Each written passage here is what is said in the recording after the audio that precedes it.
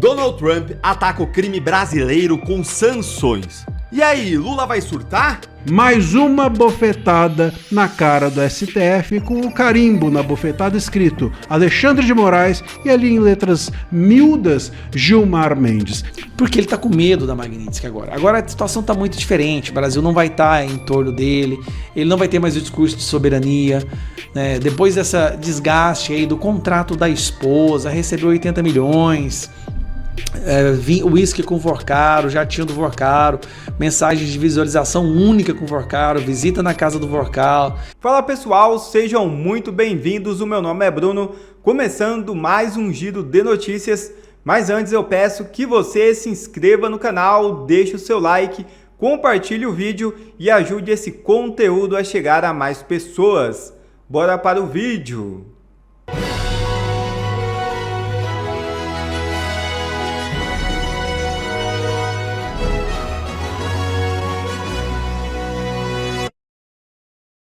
Surgem prints de mensagens trocadas entre Viviane Barça e Vorcaro sobre a assinatura de contrato de 129 milhões. É isso mesmo.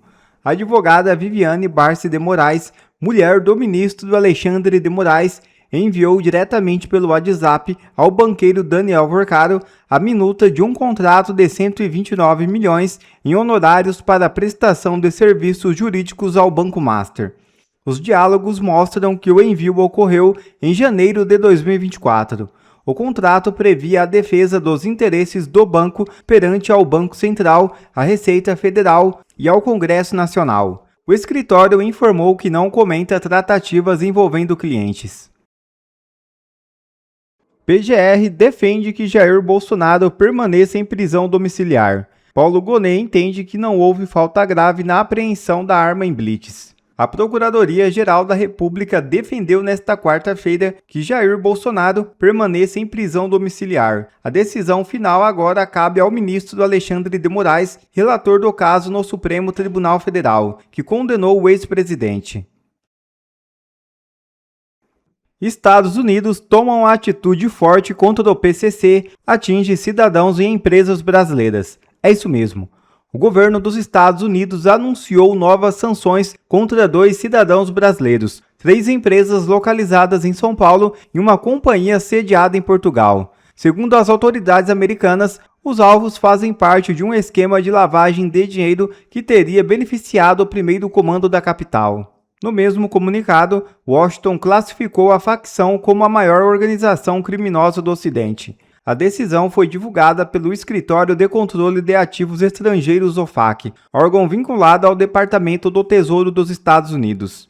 Donald Trump ataca o crime brasileiro com sanções. E aí, Lula vai surtar? Presta atenção nisso aqui, porque o que eu vou te mostrar agora é totalmente inédito. Gente, jamais aconteceu na nossa história e é de dar vergonha. Os Estados Unidos acabaram de dar um golpe pesado contra o crime organizado brasileiro. Hoje, o Tesouro americano sancionou uma rede que lavava dinheiro do PCC, a maior facção criminosa do Brasil, e bloqueou mais de 30 milhões de dólares que saíam do tráfico dos Estados Unidos e voltavam para o nosso país. São os americanos fazendo o nosso trabalho, o nosso dever de casa que o nosso governo deveria ter feito e Lula surtando. Leia aqui comigo, ó. O Departamento do Tesouro dos Estados Unidos anunciou nesta quarta-feira sanções contra 2 cidadãos brasileiros, 3 empresas brasileiras e uma empresa portuguesa por supostos vínculos com o primeiro comando da capital, apontado pelo governo americano como a maior organização criminosa transnacional do hemisfério ocidental. Segundo o Escritório de Controle de Ativos Estrangeiros, ou FAC, sigla em inglês, o PCC representa uma ameaça crescente à segurança nacional dos Estados Unidos por atuar na lavagem de dinheiro do tráfico de drogas em território americano, especialmente na Flórida, além de manter operações em países como Reino Unido, Turquia e Japão. O departamento também considera a facção a maior organização criminosa transnacional da América Latina inteira. Então para pensar, gente, no tamanho dessa vergonha. O crime organizado brasileiro ele cresceu tanto, se espalhou pelo mundo, que ele virou um caso de segurança nacional de outro país. É o retrato de décadas em que os governos petistas deixaram o crime virar uma multinacional sem enfrentar ele de verdade. Porque lembrem, dos 26 anos desse século XXI, quase 20 nós fomos governados por Lula e Dilma, que sempre deram perdões em Natal para criminosos que chegaram a 80% de perdão da pena. Saidinha a rodo. Eles que defendem a desencarceramento, descriminalização, despenalização. Tá aí o resultado. Antes de eu te mostrar qual que é a acusação contra um dos principais alvos, deixa eu te pedir uma coisa. Primeiro, obrigado. Obrigado por todos aqueles que se inscreveram aqui no canal, que clicaram no sininho nos últimos dias. Foi uma avalanche de inscrições desde que eu comecei a pedir. E se você ainda não é inscrito, se inscreve, clica no sininho. É isso que faz esse canal chegar mais em você e a mais gente. Feito isso, gente, bora lá para entender essa história. Segundo o Tesouro Americano, Shimada liderava o núcleo da organização baseado em São Paulo e fazia a ligação entre operadores do PCC na Flórida e traficantes internacionais. O órgão afirma que ele, o Shimada, e a sua estrutura movimentaram mais de 30 milhões de dólares em recursos ilícitos gerados em várias cidades dos Estados Unidos, usando criptomoedas para enviar dinheiro de volta ao Brasil em benefício da facção. O que eu tô curioso para saber agora, gente, que eu queria ser uma mosquinha para ver a reação, tá lá no ambiente, é qual que vai ser a reação do Lula, qual vai ser a reação do governo Lula. Porque eu tenho certeza de que o Lula está surtando aí com essa notícia. Quando os americanos classificaram as facções como terroristas lá no final de maio, o Celso Amorim, que é o principal assessor internacional do Lula, o principal assessor dele para assuntos internacionais, ele foi até Moscou, num fórum de segurança, e lá ele cravou a posição do governo brasileiro dizendo o seguinte: é um pretexto para a intervenção e é inaceitável. Ele até reconheceu que o crime tem que ser combatido, mas disse que tratar o crime organizado como terrorismo não ajuda, nas palavras dele. Repara, gente, na inversão de prioridade. Diante de uma ofensiva contra o crime que envergonha o Brasil, o reflexo do nosso governo foi se preocupar em proteger a bandidagem contra os Estados Unidos e não em proteger os brasileiros. Ninguém aqui no Brasil quer intervenção estrangeira coisa nenhuma, e nem tem perspectiva disso acontecer, ninguém sério considera isso. Mas tem um jeito simples de não dar nenhum pretexto para ninguém. É só o Brasil combater o próprio crime, com seriedade, em vez de ficar ali de braços cruzados, ou pior, ajudando o bandido, a ponto de quando o Lula ganha, os bandidos comemorarem. Soberania de verdade é um Estado forte, que enfrenta a bandidagem, não um governo que chia quando os outros fazem o trabalho que ele não faz. Quando ele permite que 1/4 do território brasileiro, das famílias brasileiras, sejam governadas por facções criminosas, sejam debaixo da área de influência. É por isso que eu quero ir para o Senado, para endurecer de verdade contra o crime organizado, com leis que botem os chefões dessas facções onde eles merecem, atrás das grades. Enquanto o governo trata ali o crime como um problema diplomático, gente séria trata como o que é. É uma questão de proteger a minha e a sua família. Agora me conta aí, você acha certo o governo brasileiro reclamar quando os Estados Unidos batem no nosso crime organizado? Ou tem que ajudar a bater no nosso crime organizado? Conta aí nos comentários. A verdade é que o Alexandre de Moraes está morrendo de medo, sim, de voltar a ser alvo de mais uma Magnitsky. E há muitos rumores e boatos acontecendo que isso se tornou uma probabilidade nas últimas semanas, de que o Alexandre de Moraes volte a ser sancionado, não só ele, como sua esposa, o seu escritório de advocacia, o seu holding lá, o Lex, né, Instituto Lex, volte a ser alvos da Magnitsky. E ele não quer que isso aconteça, obviamente. Então ele tem um plano. Vai usar Bolsonaro como um dispositivo de negociação. A prisão do Bolsonaro é o que ele está ameaçando agora. Ó, se vierem com Magnitsky, eu prendo o Bolsonaro novamente. Lembrando, nós estamos diante do primeiro caso de prisão domiciliar humanitária temporária na história. Ele deu 90 dias, os 90 dias concluíram na semana passada, e agora o Alexandre de Moraes está usando essa questão da arma para tentar jogar o Bolsonaro de volta na cadeia, ou pelo menos ameaçar para tentar dessa forma segurar uma Magnitsky. Só que ele não contava com uma coisa: a polícia não indiciou Bolsonaro. A polícia do Distrito Federal não indicia Bolsonaro em inquérito sobre arma. E aí, no relatório da polícia, eles falam algo que acaba com essa narrativa do Alexandre de Moraes, que é essa aqui, ó. Investigadores destacam que a arma poderia ter sido recolhida durante a busca e apreensão na casa de Bolsonaro, o que não ocorreu. Com isso, concluíram que não houve materialidade e conduta dolosa de eventual crime de posse ilegal de arma de fogo de uso restrito por parte do ex-presidente. Então vamos lá, o que ele está falando aqui? Alexandre de Moraes, você mandou fazer busca e apreensão na casa do Bolsonaro através da sua Gestapo e eles não pegaram a arma. Então, se a sua polícia foi lá na casa dele, ficou lá dentro da casa dele e não pegaram a arma, não pode agora culpar o Bolsonaro por ter uma arma, sendo que ele tem a posse dessa arma. E pior, a arma estava inutilizada. Ela não tinha mais o pino, né, para disparar. Então não tinha como ela causar mal a ninguém.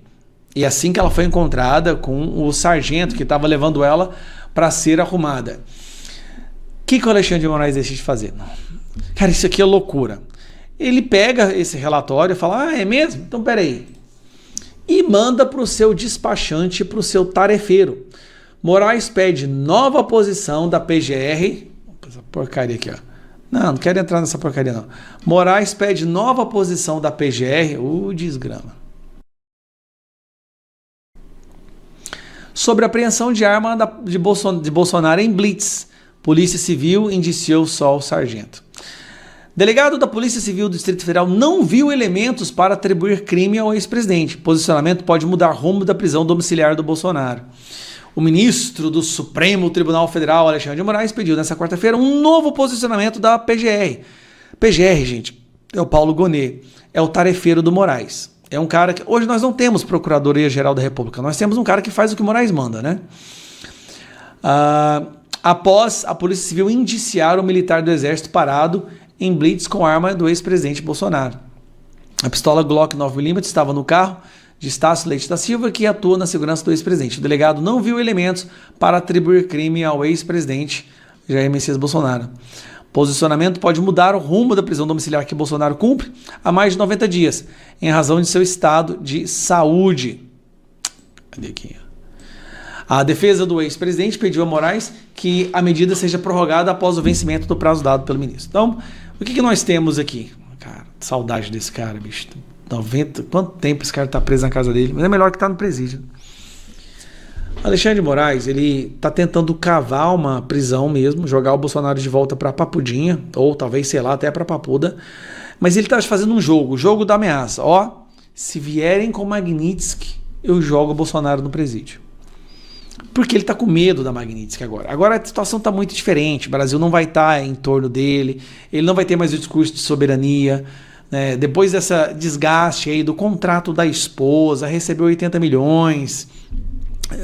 Uísque com Vorcaro, jatinho do Vorcaro, mensagens de visualização única com Vorcaro, visita na casa do Vorcaro, ter trabalhado em defesa da venda do Master para o BRB, junto com o presidente do Banco Central. Então, todo esse universo que foi criado nesses últimos 7 meses mostram que o Alexandre de Moraes hoje não tem apoio do povo. Se vier uma Magnitsky para ele, não vai ter mais a possibilidade de mandar o Lula. Quebrou todas as pontes, né? Queimou todas as pontes que tinha com o governo do Donald Trump. Se vier uma Magnitsky para o Alexandre de Moraes agora, ela vem para ficar, tá?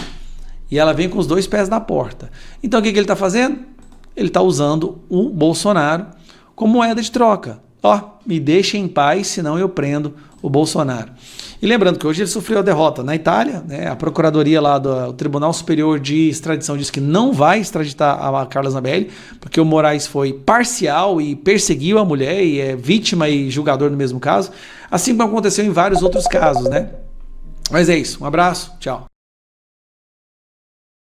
O Brasil, o Alexandre de Moraes e o STF tomaram mais uma bofetada da justiça italiana no caso Zambelli. O pedido de extradição dela foi negado de novo, mais uma vez, em um caso diferente. É a segunda vez que a justiça italiana diz que o STF e que o Moraes agem de forma parcial, de forma a perseguir a Zambelli. Se o Moraes pedir de novo a extradição da Zambelli, um terceiro caso, talvez possa pedir música no Fantástico. Eu vou te explicar todo esse absurdo agora. Bom, a gente já tinha a novidade, tínhamos a novidade de que a Zambelli, há poucas semanas, tinha o seu pedido de extradição negado. Esse caso era o do hackeamento. O Moraes era o relator do caso e a justiça italiana, a Corte de Cassação, o STF deles considerou que o Moraes não poderia julgar o caso, porque ele seria a vítima do hackeamento e também seria o juiz. E não dá para juiz e vítima serem a mesma pessoa.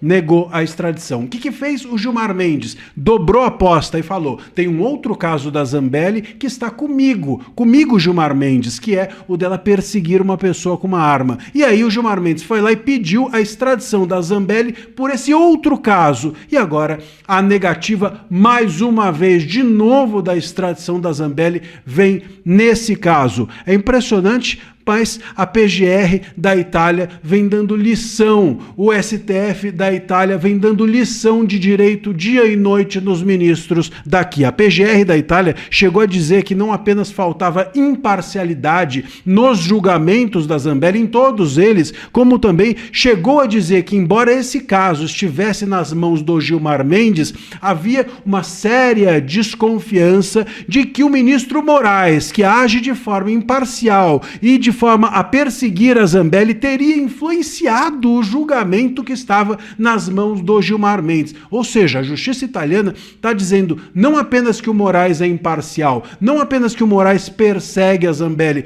mas que o Moraes está influenciando todo mundo, está metendo a mão na cumbuca dos outros para conseguir perseguir a Zambelli.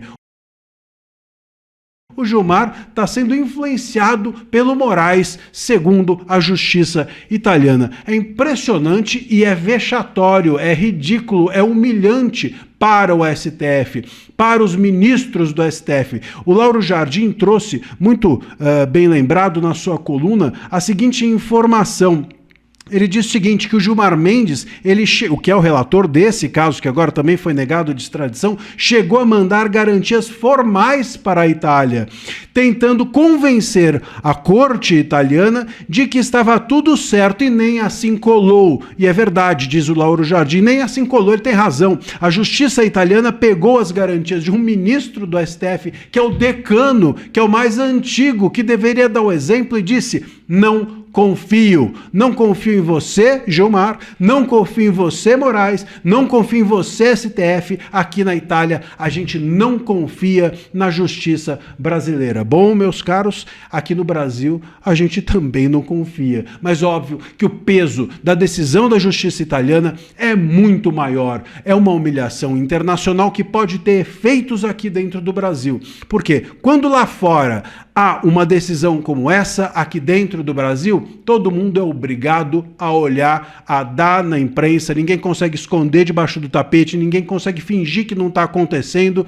E se o Brasil aqui dentro não resolve o STF, quem sabe pelas beiradas, quem sabe lá de fora, quem sabe as luzes que vêm lá de fora iluminem o problema imenso que a gente tem aqui dentro da nossa Suprema Corte. Mais uma bofetada na cara do STF, com o carimbo na bofetada escrito Alexandre de Moraes e ali em letras miúdas Gilmar Mendes. Deixa aqui o seu comentário, a gente vai acompanhar de perto esse caso.